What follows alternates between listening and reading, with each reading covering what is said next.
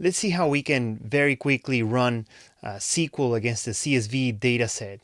Most commonly, SQL is executed against the database, but in this case, we'll see how we can use the power of Databricks to actually use SQL against a loaded dataset that comes from a CSV. And I'll show you a couple of interesting tricks and things to keep in mind when you're doing these kinds of operations with Databricks.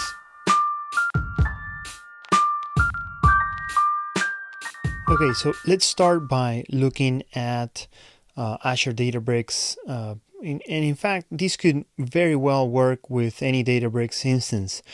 So I have that Databricks instance workspace running here, and I already have a compute instance, a demo cluster running. It's just a single node, and that will be fine for now. Next, I am going to add a table here. So I'm going to go and click create table, and I am going to upload a file.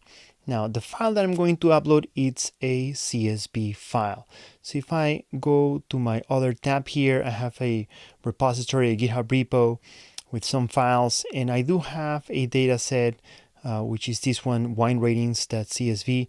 It's close to 13 megabytes, but and by default, GitHub will not show you the contents because it's just too much. But that's fine. And so what I'm going to do here is going to download that, and then going to upload that over here. So the way I'm going to do that is I'm going to click on my previously downloaded file over here, and I'm going to drop it there. And that's going to upload. Is going to take a second, and once it's done, it's going to create a table for me, and it's going to preload this workbook, and I'm going to attach it to the cluster. All right, so it finished uploading, and I am going to create a table in a notebook. Perfect. So this is great because it preloads the notebook for me. You can see that there's no cluster attached, so I'm going to select my demo cluster here that I have pre-created, and now it's going to be attached. Now what that allows me is to execute against that cluster. Perfect. So if I keep scrolling down, now that this wine rating CSV file has been uploaded, the path is slightly different. And there's a couple of things here that you might want to change. The CSV options are by default kind of problematic, especially if you want to take care of dealing with the schema. Because we don't have a schema by default, we want to infer the schema. So we need to change this to true. And well, the thing that this will do is that if you have something like an integer, it won't be treated as a string. Otherwise, if you don't have infer schema, Databricks is going to say everything's a string, and it won't. It will be difficult to kind of like deal with that later on. And next, because this CSV file has headers, what we want to do here is first row is header. We want to say true because we've named our columns in our CSV file. Perfect. So what this will do if I run it, if I execute it, will be to read the file, and it will infer the schema, it will do the headers, and we'll put it right where we want it. So this is going to hit the run cell button over there, and it's going to run the command. It's going to take a second, and there you go. It's the data frame. It's already loaded. Now, nothing really odd there. Again, what we've done is first row is header is true, infer schema is true, and here we have like a quick preview. You can see that there's a name, and it's a CSV that contains data about wine. So all of these are wine names. So that's nice, and you can have some you can have some graphics as well.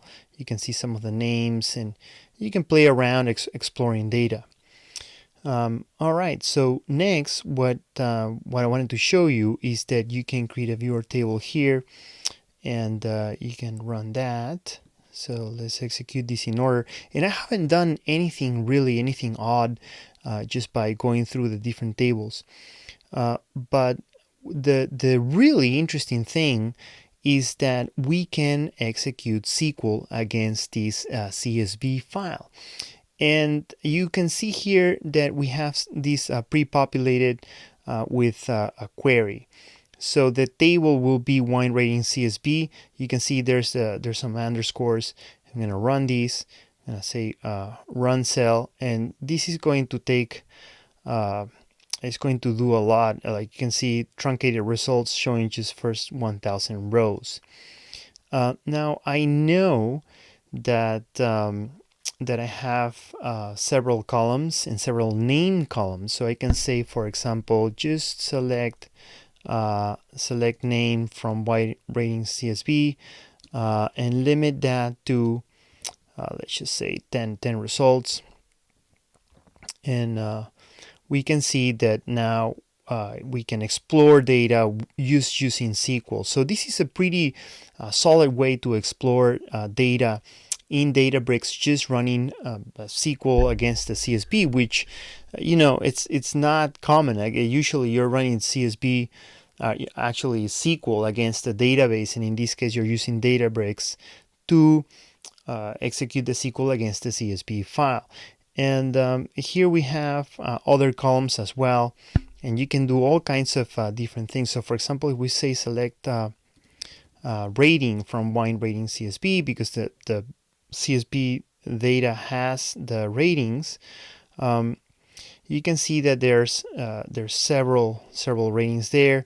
If I don't want to limit that, you'll basically run absolutely everything, and or get me everything, and you can again explore the data. You can see there's a lot of different things here, exploratory data, and this is very, very useful. So that's it. That's how you run some SQL against a CSV file using Databricks. Hopefully this is useful and you start exploring data in a more efficient way using Databricks.